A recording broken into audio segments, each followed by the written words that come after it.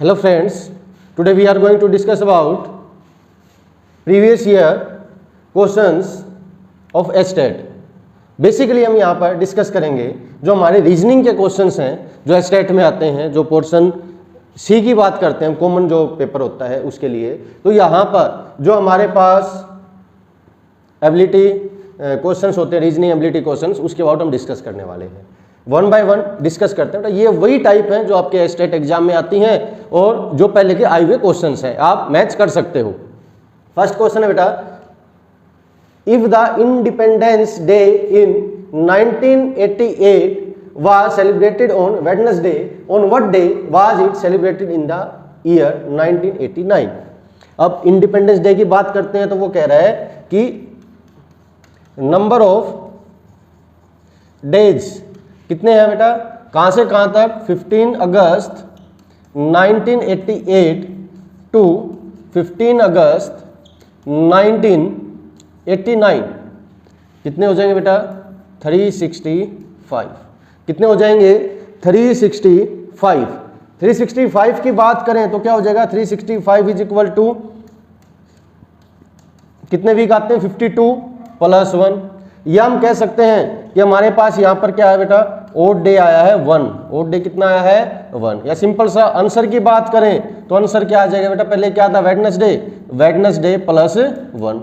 Wednesday plus 1 क्या होता है, थर्सडे होता है। तो आपके पास आंसर क्या हो जाएगा, यहां पर सी ऑप्शन आपका ठीक हो जाएगा। ये आपका फर्स्ट क्वेश्चन था। इस टाइप के क्वेश्चन आपके नेक्स्ट उसमें आएंगे। नेक्स्ट वन इज, ये आपका साइंस का क्वेश्चन आता है। इसमें बेसिकली स्पीड डिस्टेंस उससे रिलेटेड। विजय वाक 10 किलोमीटर टुवार्ड्स नॉर्थ। बेटा सब जब भी आपके पास ऐसा कोई क्वेश्चन आए जिसमें डायरेक्शन मेंशन है तो यहां पर पहले ही मेंशन कर लेना डायरेक्शन। अब वो कह रहा है कि कोई भी एक पर्सन है विजय जो 10 किलोमीटर मूव करता है किस डायरेक्शन में, नॉर्थ डायरेक्शन में। किस डायरेक्शन में, नॉर्थ डायरेक्शन में। कितना, 10 किलोमीटर। ये नॉर्थ डायरेक्शन है और ये कहां पर चलेगा बेटा, 10 किलोमीटर। फिलहाल हम यहां पर हैं। अब वो कह रहा है from there he walk 6 kilometre toward south, और फिर 6 किलोमीटर वापिस आ गया साउथ की साइड। कितना आ गया बेटा, 6 किलोमीटर। कितना रहा बेटा यहाँ पर, 4 किलोमीटर। अब भी ये नॉर्थ की डायरेक्शन में है। फिर वो कह रहा है देन ही वो 3 किलोमीटर टुवर्ड्स ईस्ट, और ईस्ट की साइड ये कितना चला गया बेटा, 3 किलोमीटर मूव कर गया। How far and in which direction is he with reference of his starting point. Starting point ये था और यहां से अब फिलहाल ये यहां पर है। अगर हम देखें तो पाइथागोरस थ्योरम अप्लाई कर सकते हैं। यहां पर क्या आ जाएगा आपके पास, इसको बेटा ओ मान लिया, इसको ए मान लिया, इसको बी मान लिया। तो आप कह सकते हो कि ओ ए का square is equal to O B का स्क्वायर प्लस बी ए का स्क्वायर। यहां पर देखेंगे तो 4 का स्क्वायर प्लस ये यहां पर स्क्वायर रूट हटाओगे तो यहां पर क्या आ जाएगा, अंडर रूट आ जाएगा। 4 का स्क्वायर प्लस 3 का स्क्वायर का अंडर रूट। तो यहां पर क्या आ जाएगा बेटा, 16 प्लस 9 25, और ये आ जाएगा 5 किलोमीटर। किस डायरेक्शन में बेटा, नॉर्थ ईस्ट।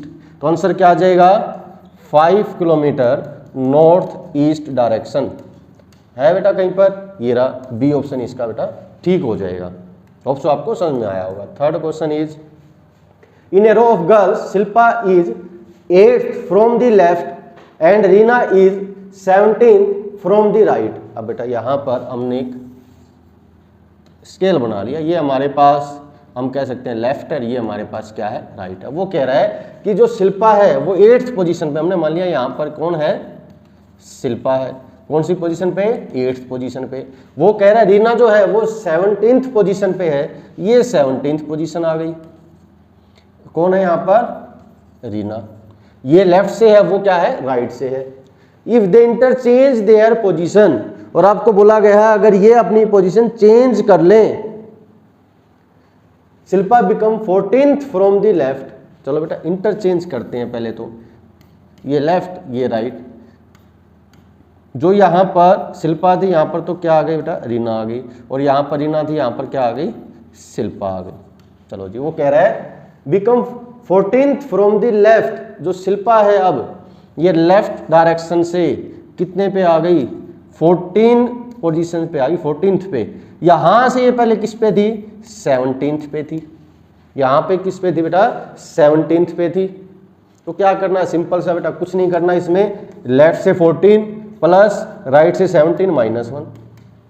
तो यहां पर कितना आ गया, 31 माइनस 1, 30th पोजीशन पे ये रहेगी और आपके पास जो ऑप्शन डी है ये ठीक हो जाएगा। सिंपल, कुछ नहीं बेटा, लेफ्ट प्लस राइट माइनस 1। तो माइनस 1 क्यों किया, क्योंकि एक पोजीशन तो उसकी ही थी, खुद की। ऑप्शन बेटा ये आपको समझ में आया होगा। नेक्स्ट वन इज, देखो बेटा ये रीजनिंग का क्वेश्चन है। आपको कह रखा है कि 9 इंटू 3 36 के इक्वल है, 10 इंटू 6 64 के इक्वल है, 9 इंटू 1 25 के इक्वल है। तो ऐसे ही करके हम बात करें तो 23 इंटू 3 किसके इक्वल होगा, ये क्वेश्चन कह रखा है बेटा। आपको बेसिकली जो इसमें यहां पर सिमेट्री दे रखी है आपको वो फाइंड आउट करनी है कि क्या दे रखी है। करें बेटा इसमें, देखो यहां पर बात करें तो 9 इंटू 3 इंटू 9 प्लस 3/4,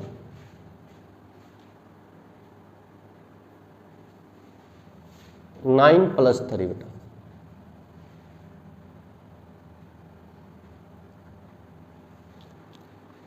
अब अगर इसमें बात करें तो आपको सोल्व आउट करोगे तो कितना आ जाएगा, ये हो गया 12 इंटू 12/4, कितने पे गया बेटा, 3 पे 36, सॉल्यूशन हो गया।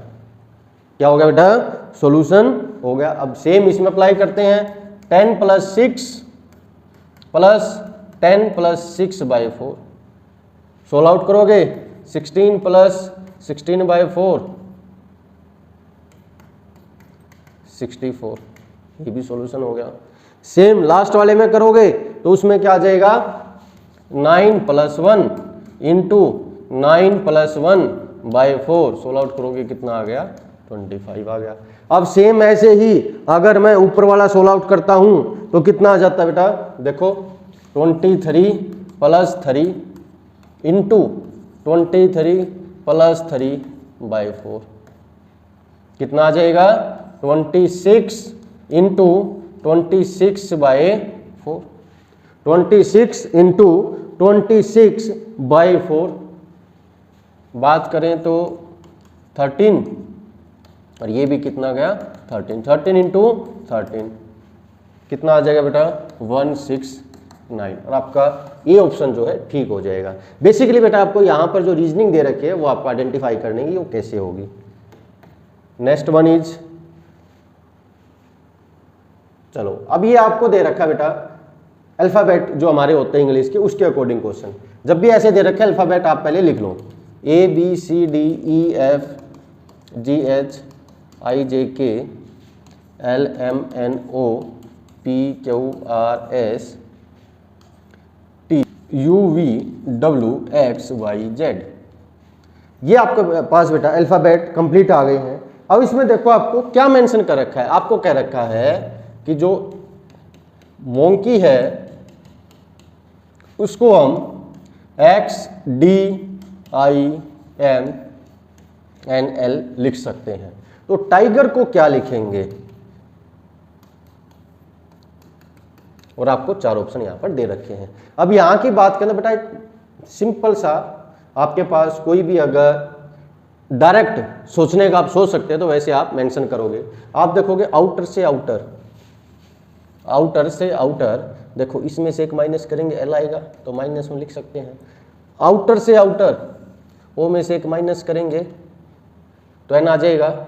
आउटर से आउटर एक माइनस करेंगे तो ये आ जाएगा।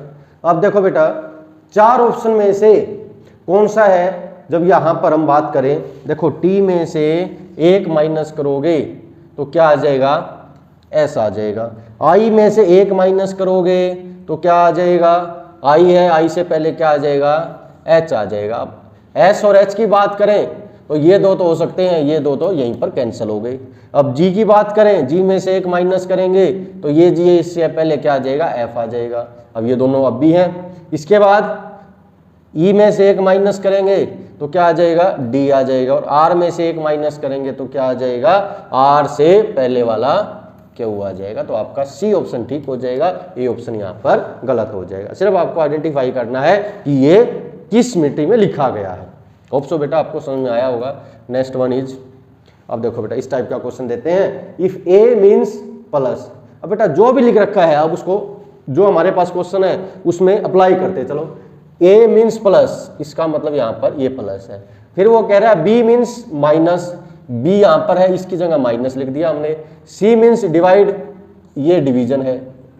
उसके बाद D means multiplication, D means multiplication. तो आपको कह रहे हैं इसको सिंप्लीफाई करना है कि आंसर क्या होगा।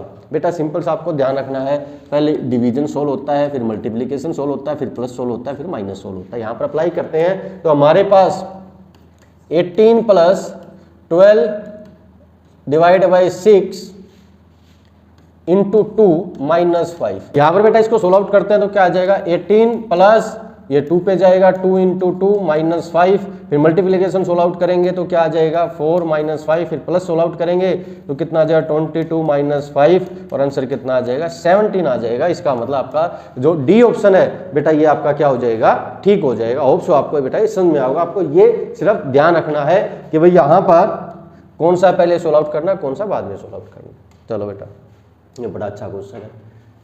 If 7 carpenters are make 7 chairs in 8 hours, how many hours will 70 carpenters take to make 70 chairs? बेटा वैसे तो हम यहाँ पर यूज कर सकते हैं MDH by W by M2 by W2, ये बेसिक फॉर्मूला है। लेकिन सिंपल सा थोड़ा लॉजिक लगा, वो कह रहा है कि 7 कारपेंटर 7 चेयर बनाते हैं, कितने भी टाइम में बनाते हो। फिर वो कह रहा है 70 कारपेंटर 70 चेयर बनाएंगे, तो जितने में एक ने एक बनाई तो 70 ने 70 बनाई, कितना टाइम लगा, 8 आवर्स। तो उसको भी कितना टाइम लगेगा, एक तो एक ही बना रहा है तो कितना टाइम लगेगा, हमारा सेम टाइम लगेगा। इट मीन्स 8 आवर्स आपका आंसर आ जाएगा। बेसिक ऐसे आप भी निकाल सकते हो, लेकिन थोड़ी लॉजिक की बात है तो सिंपल वैसे हम इसको कर सकते हैं।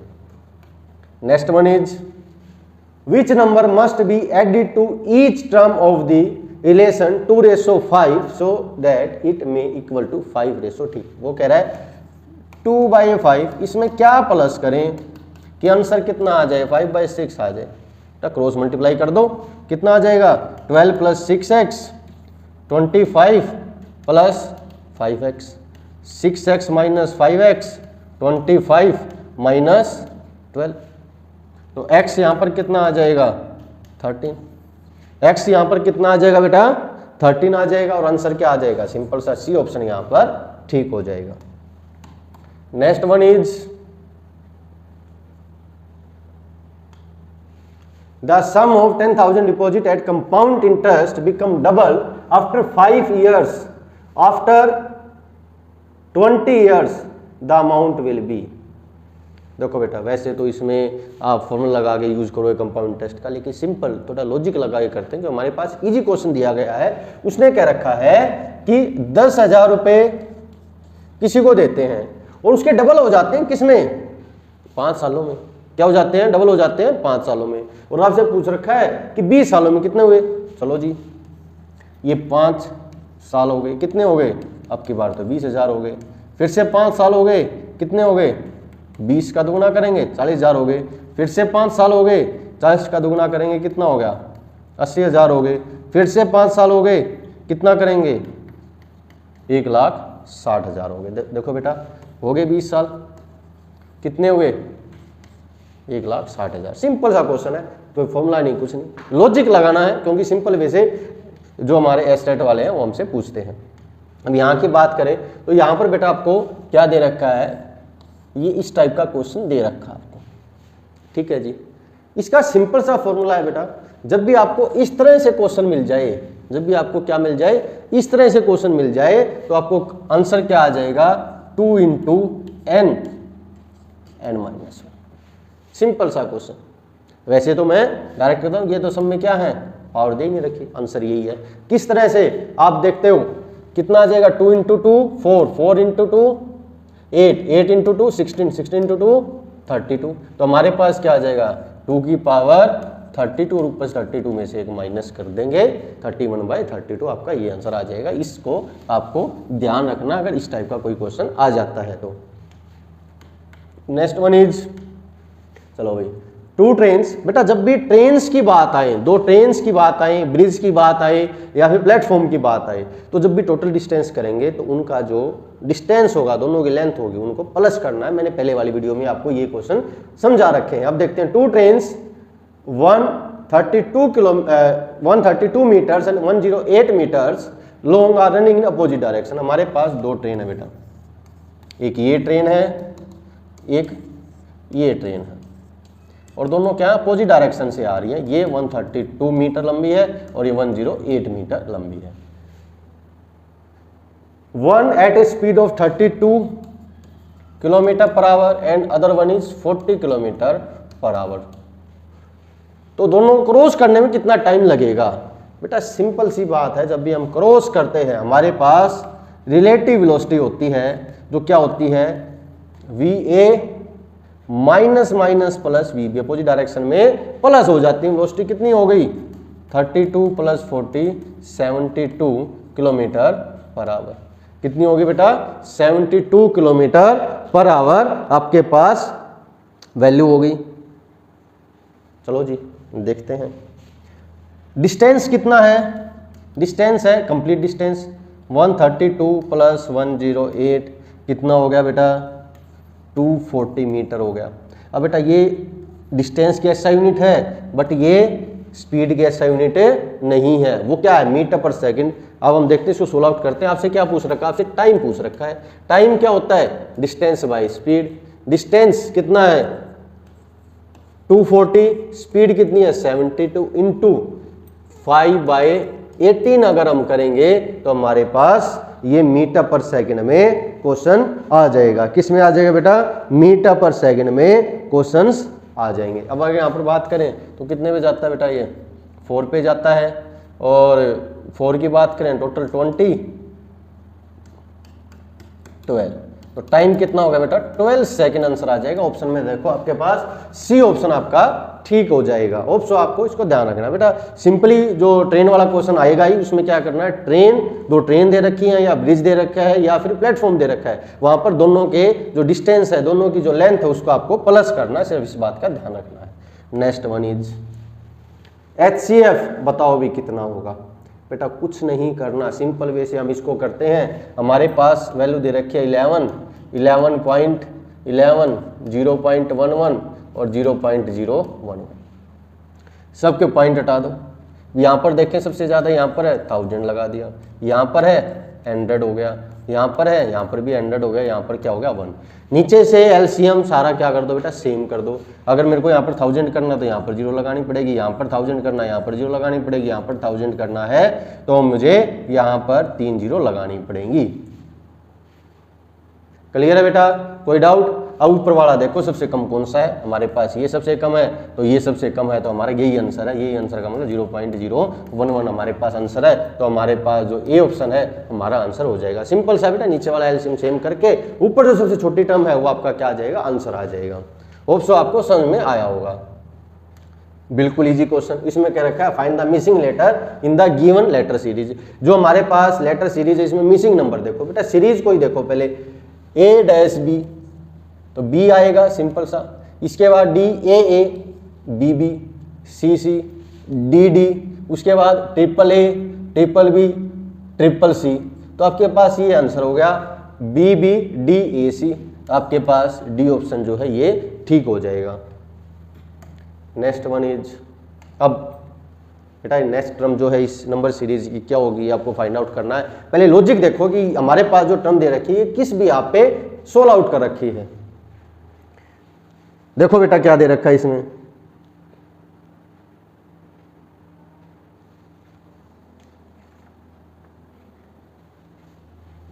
देखो बेटा यहाँ पर एक का ही डिफरेंस है।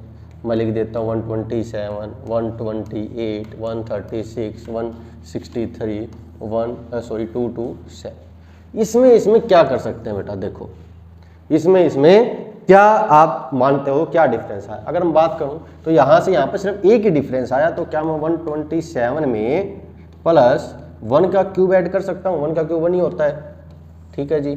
यहां की बात करें तो 128 प्लस 2 का क्यूब मतलब 8 मैं ऐड कर सकता हूं, तो आपके पास ये वैल्यू आ जाएगी। इसकी बात करें तो 136 प्लस 3 का क्यूब, इसकी बात करें 136 प्लस 4 का क्यूब, और यहाँ की बात करें तो 227 प्लस 5 का क्यूब।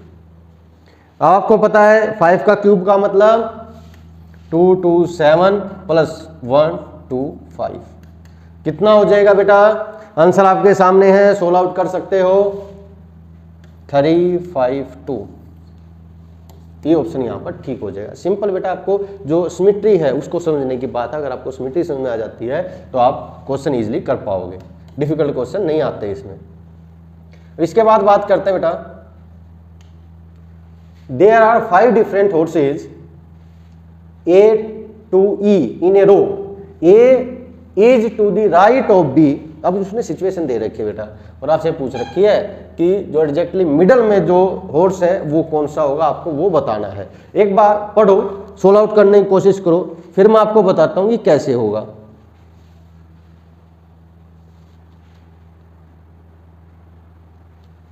चलो देखते हैं बेटा, जब भी ऐसा मिले तो वही ये लेफ्ट ये राइट। वो कह रहा है कि A is to the right of B।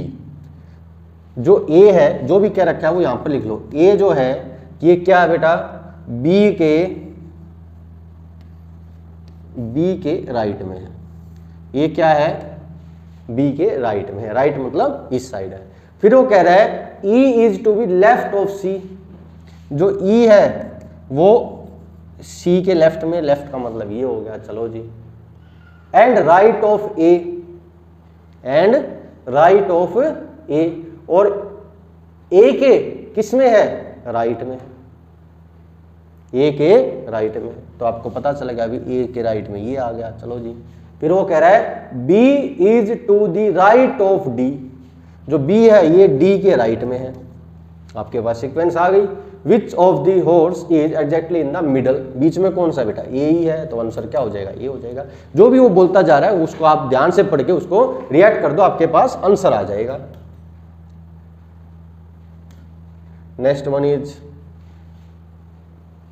In English alphabets are written in opposite order. बेटा अपोजिट ऑर्डर में लिखो, या मैं अभी ट्रिक बता रहा हूं उसमें करो, मर्जी आपकी है। Then which is the 8th letter of the 19th letter from the left. E C D E F G H I J K L M N O P Q R S T U V W X Y Z। अब बेटा ये आपका right होता है और ये आपका क्या होता है बेटा? लेफ्ट होता है। क्लियर है जी? अगर इसी तरह से है तो आपको कुछ नहीं करना, या तो इसको अपोजिट डायरेक्शन में लिख दो या इसको इंटरचेंज कर दो। आपके बार ये लेफ्ट है और ये क्या आपका राइट है। अब वो कह रहा है 8th letter of the 19th letter from the left. अगर मैं यहां से 19th लेटर की बात करूं तो 1 2 3 4 5 6 7 8 9 10 11 12 13 14 15 16 17 18 19, ये हमारे पास 19th लेटर आ गया। जो हमारे पास H है वो हमारे पास क्या आ गया बेटा? 19th लेटर आ गया। और वो कह रहा है उससे 8th लेटर कौन सा होगा? 8th लेटर गिन दो भाई, 1 2 3 4 5 6 7 8 हमारे पास क्या आ गया बेटा? P हमारे पास आंसर आ गया। अब या तो इसको अपोजिट डायरेक्शन में लिख लो कि भी Z Y X W V, या फिर सीधा लिख के जो डायरेक्शन है उसको इंटरचेंज कर दो, मर्जी आपकी, आप कोई सी कौन से मेथड से आप कर सकते हो। अब ये दे रखा है, इसमें कह रखा है डिक्शनरी में कि भी इसको सीक्वेंस में बताओ कौन से सीक्वेंस में होगा। इसको लिख देते हैं बेटा,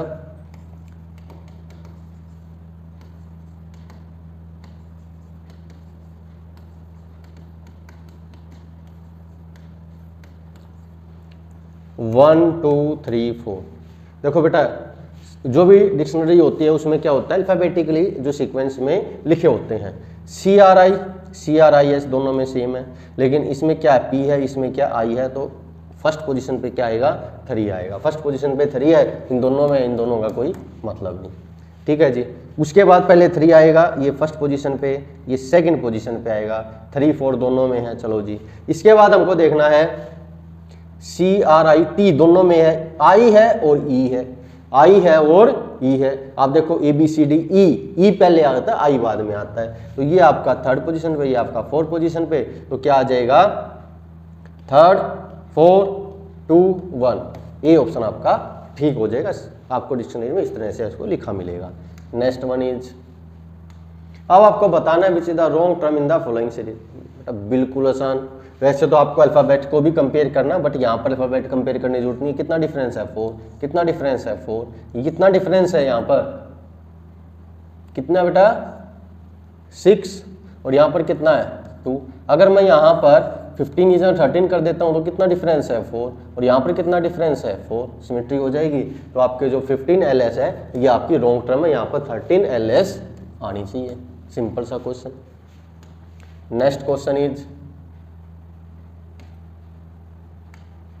देखो बेटा लॉजिक लगाओ इसमें। After 5 years father age will be 3 times of age son age, ठीक है जी। 5 years ago father age was 7 times of his son age, the present age of the father age। वो कह रहा है बेटा 10 साल के 5 साल के बाद जो फादर की एज है वो उसके सन की एज से 3 गुना हो जाएगी। मतलब ये फादर है, इसकी एज सन की एज की कितनी हो जाएगी, 3 times हो जाएगी। और 5 साल पहले, 5 साल पहले, 5 साल पहले का मतलब क्या है, अब से और 5 साल पहले, ये आफ्टर 5 years है, और ये क्या है 5 years अगो, 5 साल पहले। जो फादर की एज है वो क्या थी, 7 times थी सन की एज के, ठीक है जी। तो टोटल कितना हो गया बेटा, 10 साल हो गए। टोटल कितना हो गया, 10 साल हो गए। अब 10 साल हो गए तो इसको सोल्व आउट करना है। किस तरह से 10 साल करेंगे हम, देखो बेटा अब इसको ऑप्शन से सोल्व आउट करते हैं। फिलहाल जो प्रेजेंट एज है वो हमको फाइंड आउट करनी है। देखो जी 5 साल बाद अगर अब 40 है तो कितनी हो जाएगी, 45 हो जाएगी, इज इक्वल टू 3 इंटू कितने पे जाएगा, 3 गुना है 15 पे, हो गई। फर्स्ट इक्वेशन सेटिस्फाई होगी। सेकंड की बात करें, 5 साल पहले, 5 साल पहले, 5 साल पहले की बात करें तो अब से 10 साल पहले की बात करते हैं कि भाई इससे 10 साल पहले अब कितनी है फादर की, पहले कितनी थी, अब 40 है तो ये 5 साल पहले 35 हो जाएगी। अब कितनी है 15 से 10 करेंगे तो 5 हो जाएगी, तो क्या हो जाएगी 35। लिए वही हमारा जो फर्स्ट ऑप्शन है वही आपका ठीक हो जाएगा। इससे अलग किसी को भी आप ऑप्शन में रख के देख लो, आपका ये इक्वल नहीं आएगा। तो आंसर क्या है 40 years सोल्व आउट हो गया, आंसर आ गया। आपको जो गिवन है उसके हेल्प से ही आपको सोल्व आउट करना है। ऑप्शन आपको बेटा समझ में आया होगा। Next one is, at the speed of 60 kilometre per hour 1 to 5 metre long train cross a bridge in 30 second, what is the length of the bridge. मैंने आपको बेटा पहले वाला जो क्वेश्चन था उसमें ही बताया था कि जब भी आपके पास ब्रिज आता है, जब भी आपके पास 2 ट्रेन आती हैं, जब भी आपका प्लेटफॉर्म आता है तो टोटल डिस्टेंस में क्या कर दोगे, उसको प्लस कर दोगे। तो यहाँ पर हमको क्या निकालना है, हमको लेंथ निकालनी है। स्पीड का फॉर्मूला क्या होता है, डिस्टेंस बाय टाइम। स्पीड कितनी दे रखी है हमको, स्पीड दे रखी है 60 किलोमीटर पर आवर, डिस्टेंस दे रखा है 1 to 5 plus x means bridge की जो लेंथ है उसकी बात करते हैं। और कितने टाइम में, 30 सेकंड में। कितने टाइम में बेटा, 30 सेकंड में। लेकिन यहां पर एक चीज है कि 60 किलोमीटर पर आवर दे रखा है।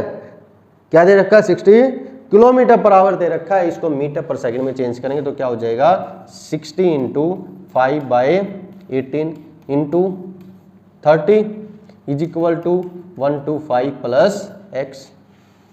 इसको सोल्व आउट करेंगे तो हमारे पास कितना आएगा बेटा, ये 6 पे, ये 10 पे, तो हमारे पास कितना आ गया 500।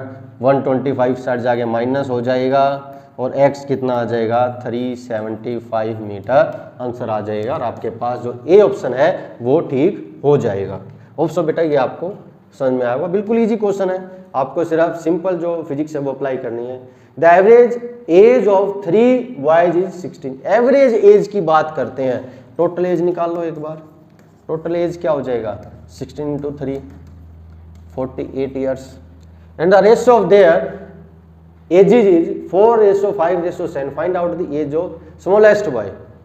जो सबसे छोटा है उसकी बात करते हैं, सबसे छोटा है उसकी बात करते हैं। सिंपल सा फॉर्मूला होता है बेटा इसके लिए, अगर रेशो 4:3:7 है, स्मॉलेस्ट बॉय की बात करें तो बेटा कुछ नहीं करना, 48 × 4 और जो हमारी रेशो उसको प्लस कर दो। रेशो कितनी है 4 + 5 + 7। आपके पास क्या आ गया बेटा, ये आंसर आ जाएगा। क्या हो जाएगा बेटा, आंसर आ जाएगा। 16 आउट करते हैं तो कितना आ गया 48 × 4 बाय जितना आ जाएगा यहाँ पर 16, 1/4 और यहाँ पर क्या आ जाएगा 1 2 12 ईयर्स आपके स्मॉलेस्ट की। अगर एल्डर की बात करें सबसे बड़ा कौन है तो कुछ नहीं करना बेटा, यहाँ पर 48 × सबसे बड़ा क्या था 7, 4 + 5 + 7 आप ऐसे निकाल दो, आपके पास आंसर आ जाएगा सबसे बड़े की एज कितनी है। क्लियर है बेटा, कोई डाउट इसमें? चलो नेक्स्ट क्वेश्चन करते हैं। अब इसमें क्या रखा ये कि A is the elder to B while C and D are elder to E। अब यहां पर रिलेशन दे रखे हैं बेटा, आपको रिलेशन आपको फाइंड आउट करके आपको वैल्यू फाइंड आउट करनी है। अब देखो A is the elder to B, A बड़ा है B से। चलो जी, सेकंड क्या कह रहा है C and D are elder to E। जो C है वो भी बड़ा है किससे E से, और D जो है वो भी बड़ा है किससे E से। E is lie between A and C। जो E है वो लाई करता है किससे, ये A से बड़ा है और C से छोटा है तो A और C के बीच में लाई करता है। And C is the elder to B, और जो C है वो एल्डर है किससे B से। चलो जी, जो C है वो एल्डर है किससे B से। क्लियर है जी, कोई डाउट इसमें? तो हमारे पास यहां पर एक सीक्वेंस आ गई जिसमें हमको पता चल गया कि जो सबसे बड़ा है वो D है, उससे छोटा C है, उससे छोटा E है, उससे छोटा A है और A से छोटा B है। अब देखो क्या कह रहा है, A is the elder to C। A C से बड़ा है, नहीं हो सकता, गलत है जी। C is elder to D, ये भी नहीं है, D बड़ा है। D is elder to C, ये ठीक है जी। E is elder to B, और E क्या है, एल्डर है किसका B का, ये भी ठीक है जी।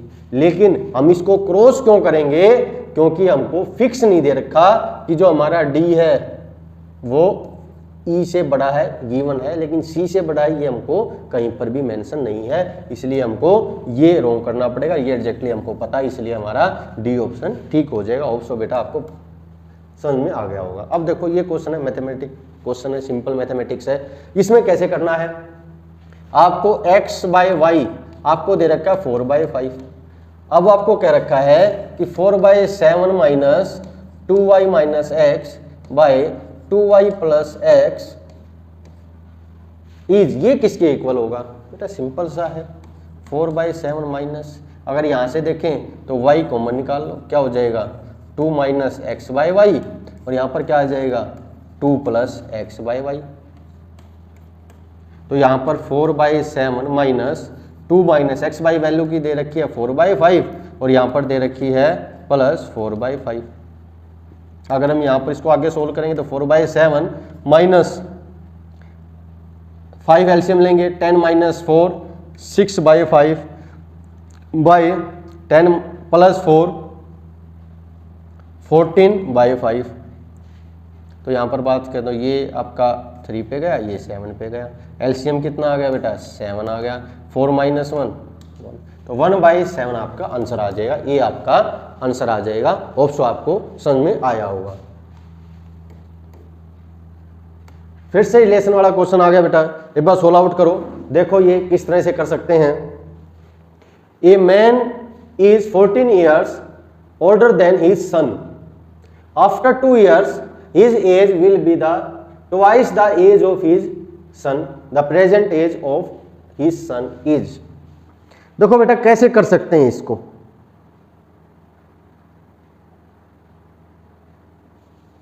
वो कह रहा है कि man 14 years older than his son, जो सन है उससे कितना बड़ा है बेटा, 14 years बड़ा है, ठीक है जी। आफ्टर 2 years, और 2 साल के बाद, मतलब इसमें भी 2 साल प्लस हो गए, ट्वाइस हो जाती है सन की एज की,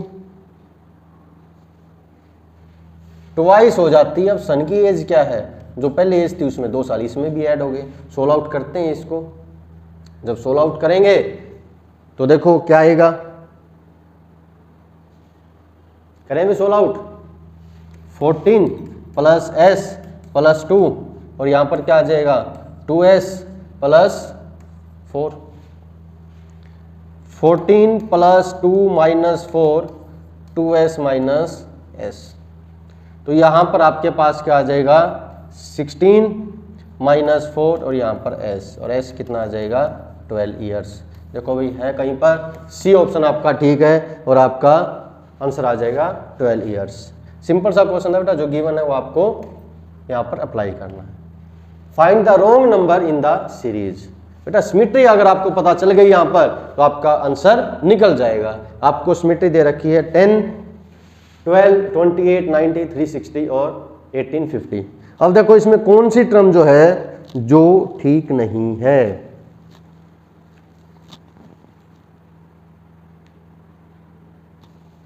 देखो बेटा यहां से यहां पर जाते हैं, चलो मैं यहां पर लिख देता हूं 10, 12, 28, 90, 360, यहां की बात करते हैं।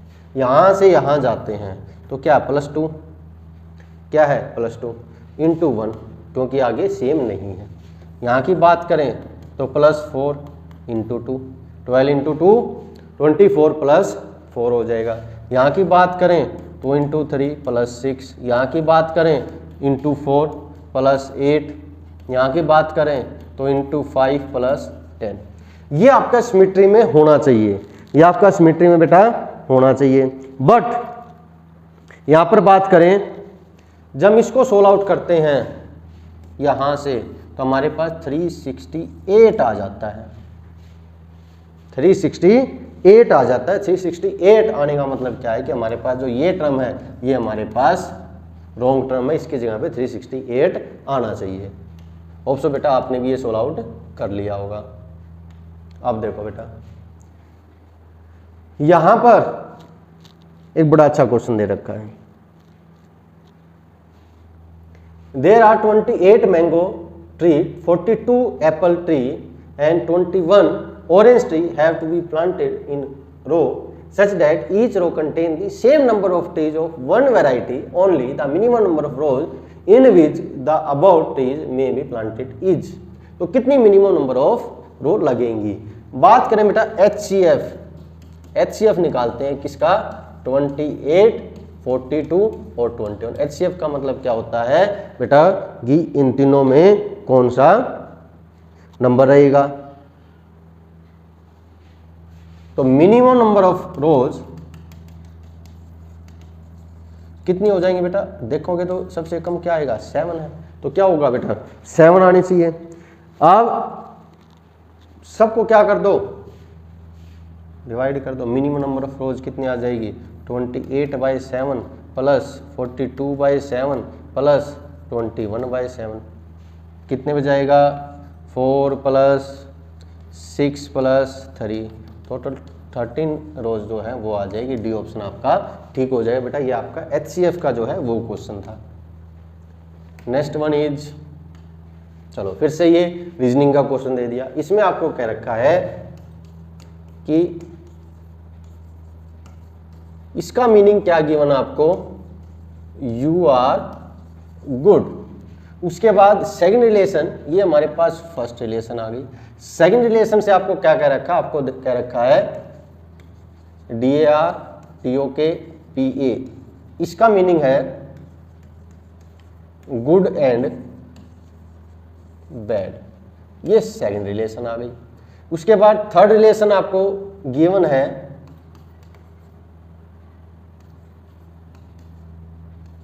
इसका मीनिंग दे रखा है दे आर बैड, ये थर्ड रिलेशन है। अब वो कह रखा है कि जो दे है ये किसको रिप्रेजेंट कर रहा है।